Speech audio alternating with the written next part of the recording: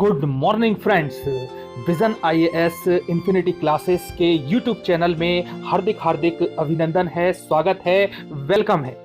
दोस्तों, current affairs का महत्व सभी कंपटीशन एग्जाम में बहुत ज़्यादा है। यदि हम कंपटीशन एग्जाम्स की बात करें तो UPSC, PSC, TGT, PGT, EMRS, SSC, police भर्ती, बैंक पीओ एवं क्लर्क और सभी प्रकार के कंपटीशन एग्जाम जिनमें कि करंट अफेयर्स पूछे जाते हैं बहुत ही महत्वपूर्ण भूमिका निभाते हैं। और इसी के संबंध में आपकी करंट अफेयर्स पर पकड़ मजबूत बनाने के लिए टॉप 10 मल्टीपल चॉइस क्वेश्चंस की एक सीरीज लेकर के आया हूं, जिसमें कि डे बाय डे के आधार पर national, international, sports, books and awards और सभी प्रकार के प्रश्नों का समावेश किया जाएगा, जो कि आगे आने वाले एग्जाम की दृष्टि से बहुत महत्वपूर्ण है।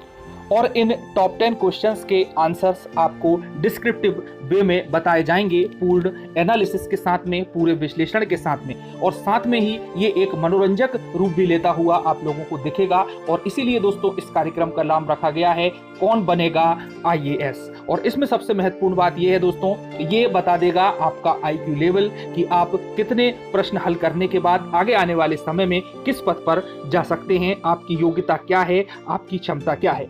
और दोस्तों, प्रत्येक प्रश्न के मिलेंगे आपको सही आंसर पर 1000 पॉइंट्स, और चूंकि 10 प्रश्न हैं इसलिए टोटल पॉइंट्स मिलेंगे 10,000।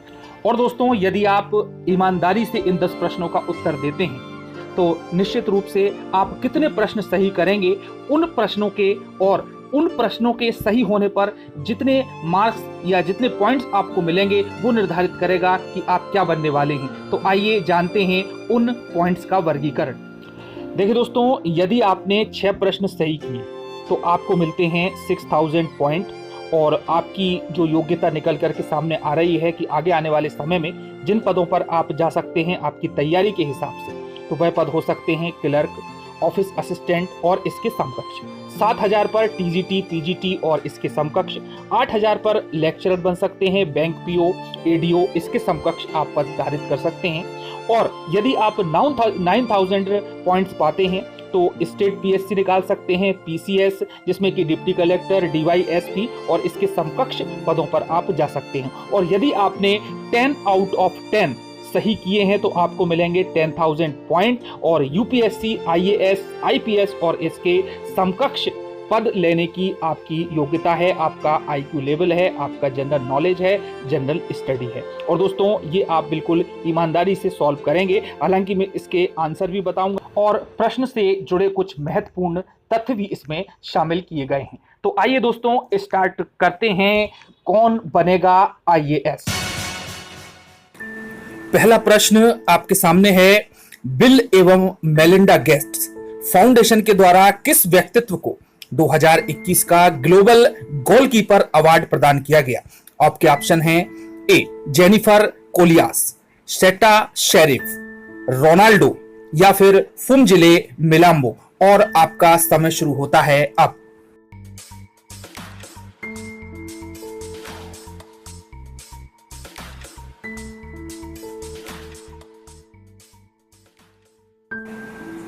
आपके पहले प्रश्न का आंसर है डी, और इससे संबंधित कुछ तथ्य हैं वो भी मैं आप लोगों को बता देता हूं कि फुमजिले मिलाम्बो एंगकुका संयुक्त राष्ट्र की पूर्व अपर महासचिव रह चुकी हैं, और संयुक्त राष्ट्र महिला की कार्यकारी निदेशक के पद को भी इन्होंने सुशोभित किया है।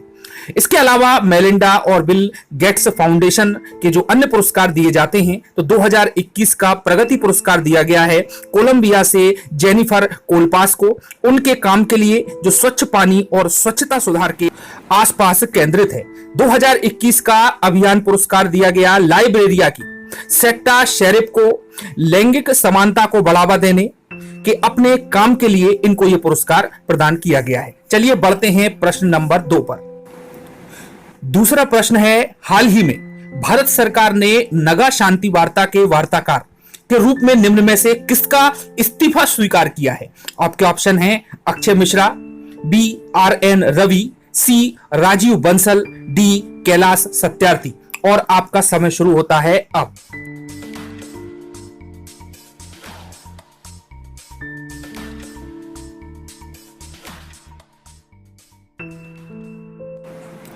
आपके प्रश्न 2 का आंसर है ऑप्शन बी एन रवि। आइए जानते हैं कुछ महत्वपूर्ण तथ्यों को।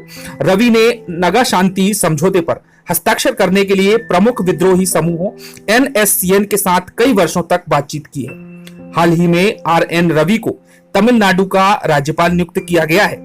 अक्षय मिश्रा को नए शांति वार्ताकार के रूप में नियुक्त किए जाने की संभावना है और वर्तमान में अक्षय मिश्रा इंटेलिजेंस ब्यूरो में कार्यरत हैं। चलिए बढ़ते हैं अगले प्रश्न की ओर।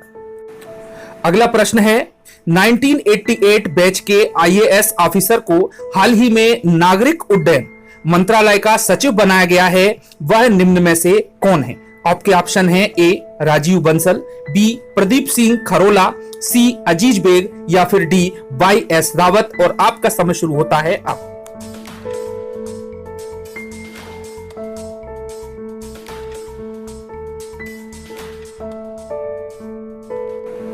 एमसीक्यू का आंसर है आंसर ए राजीव बंसल। चलिए जानते हैं कुछ महत्वपूर्ण तथ्यों को।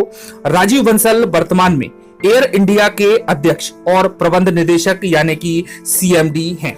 राजीव बंसल एयर इंडिया से पहले पेट्रोलियम एवं प्राकृतिक गैस मंत्रालय में अतिरिक्त सचिव के रूप में कार्यरत थे और वह वर्तमान विमानन सचिव प्रदीप सिंह खरोला का स्थान लेंगे, जो कि 30 सितंबर को सेवानिवृत्त हो रहे हैं। बढ़ते हैं अगले प्रश्न की ओर। प्रश्न आपके सामने है 4। भारत सरकार ने हाल ही में एक परिसंपत्ति प्रबंधन कंपनी असेट मैनेजमेंट कंपनी की स्थापना की है। इस कंपनी का नाम क्या है? आपके ऑप्शन है ए NARCL, बी IDRCL, सी NICL या फिर डी INDCL। और आपका समय शुरू होता है अब।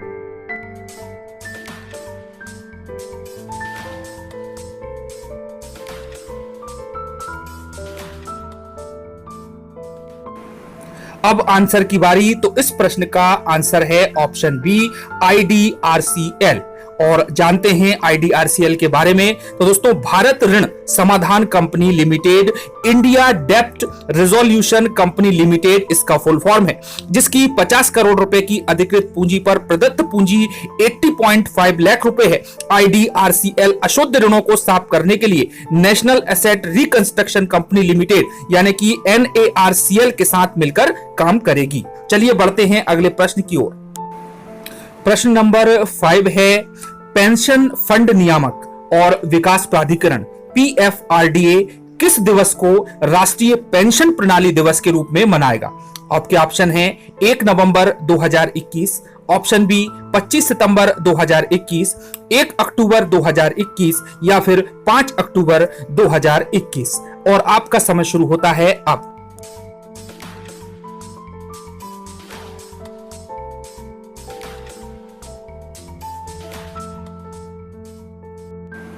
इस प्रश्न का आंसर है आंसर सी 1 अक्टूबर 2021। चलिए जानते हैं कुछ महत्वपूर्ण तथ्य। पेंशन फंड नियामक और विकास प्राधिकरण भारत में पेंशन के समग्र पर्यवेक्षण और विनियमन के लिए वित्त मंत्रालय भारत सरकार के अधिकार क्षेत्र के तहत एक नियामक निकाय है, बॉडी है। पेंशन फंड नियामक और विकास प्राधिकरण अधिनियम 19 सितंबर 2013 को पारित किया गया था और इसे 1 फरवरी 2014 को अधिसूचित किया गया था। चलिए बढ़ते हैं अगले प्रश्न की ओर। क्वेश्चन नंबर 6 है आपके सामने कि 1974 बैच के आईपीएस अधिकारी युद्धवीर सिंह डडवाल का हाल ही में निधन हो गया। किस प्रदेश के ये पूर्व राज्यपाल रहे हैं? ऑप्शन है ए असम, बी अरुणाचल प्रदेश, सी सिक्किम या फिर डी मेघालय। और आपका समय शुरू होता है अब।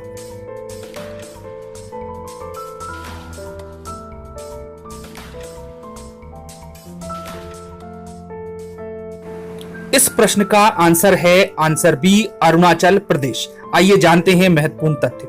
1974 बैच के आईपीएस अधिकारी डडवाल जुलाई 2007 से नवंबर 2010 तक दिल्ली के 16वें पुलिस आयुक्त थे।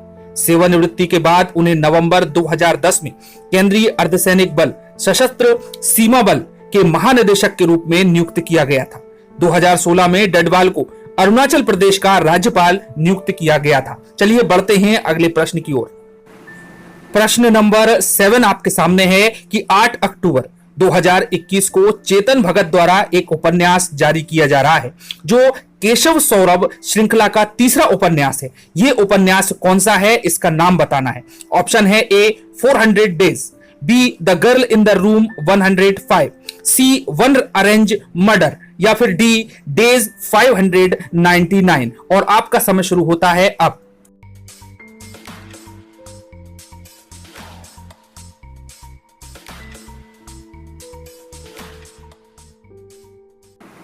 क्वेश्चन नंबर 7 का आंसर है ऑप्शन ए 400 डेज। और इस उपन्यास में सस्पेंस, मानवीय रिश्तों, प्यार, दोस्ती, पागल दुनिया जिसमें हम रहते हैं और सबसे बढ़कर एक मां के कभी हार ना मानने का दृढ़ संकल्प की कहानी इस उपन्यास में प्रस्तुत की गई है। चलिए बढ़ते हैं अगले प्रश्न की ओर। क्वेश्चन नंबर 8 है, आरबीआई द्वारा मास्टर कार्ड पर नियामक प्रतिबंध के बाद किस बैंक ने अपने ग्राहकों को क्रेडिट कार्ड प्रदान करने हेतु वीजा के साथ साझेदारी की है?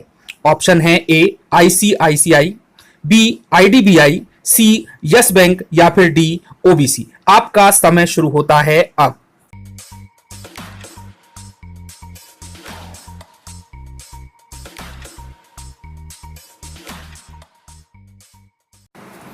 इस प्रश्न का सही आंसर है ऑप्शन सी यस बैंक। आइए जानते हैं थोड़ा यस बैंक के बारे में। तो यस बैंक का मुख्यालय है मुंबई महाराष्ट्र में और यस बैंक के एमडी और सीईओ हैं प्रशांत कुमार। चलिए बढ़ते हैं अगले प्रश्न की ओर। क्वेश्चन नंबर 9 आपके सामने है। पंकज आडवाणी ने फाइनल में पाकिस्तान के बाबर मसीह को हराकर IBSF 6 रेड स्नूकर विश्व कप जीत लिया है। उनका ये कौन सा विश्व कप खिताब है? ऑप्शन है 11वां, बी 20वां, सी 24वां या फिर डी 31वां। और आपका समय शुरू होता है अब।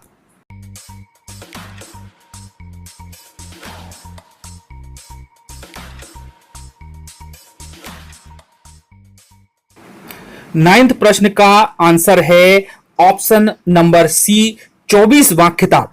तो पंकज आडवाणी ने अपना ये 24वां विश्व कप खिताब दोहा में जीता है पाकिस्तान को हराकर। चलिए बढ़ते हैं अगले लास्ट प्रश्न की ओर।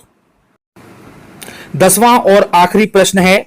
बिल एवं मेलिंडा गेट्स फाउंडेशन के द्वारा किसे 2021 के चेंज मेकर अवार्ड के लिए चुना गया है? और आपके ऑप्शन हैं ए फमजिले मिलाम्बो, बी फेरोज फैजा, सी जेनिफर कोलियास या फिर डी शेख हसीना। आपका समय शुरू होता है अब।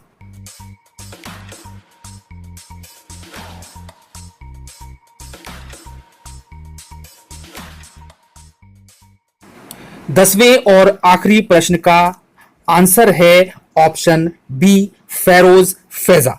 चेंज मेकर अवार्ड संयुक्त राष्ट्र के सतत विकास लक्ष्यों को प्राप्त करने की दिशा में प्रगति में तेजी लाने के लिए bill and Melinda Gates foundation द्वारा स्थापित गोलकीपर ग्लोबल गोल्स अवार्ड का एक हिस्सा है और यह इस बार दिया गया है बांग्लादेश की फेरोज फैजा को।